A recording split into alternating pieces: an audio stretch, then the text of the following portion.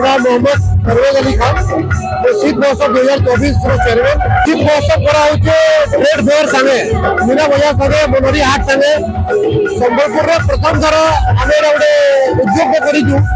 कलाकार मैंने मिसिकी बाहर लोग मैंने आसिक संबलपुर ट्रेड फेयर कर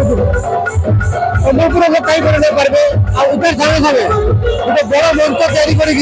संबलपुर कलाकार मैंने संबलपुरी ओडिशी अन्य प्रकार जेन प्रकार भी नृत्य गीत संगीत इंटरेस्ट रोचे जमी इच्छा रोचे प्रदर्शन कर गोटे मंच देवार लगी गोटे उद्योग कर आमर डिसेम्बर 1 रु डिसेम्बर 10 तारीख पर्यटन चलवा प्रतिदिन संध्या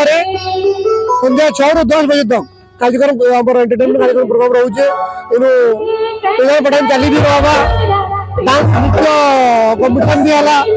और आगे गीत प्रदर्शन भी होचे ओडिया गीत हिंदी गीत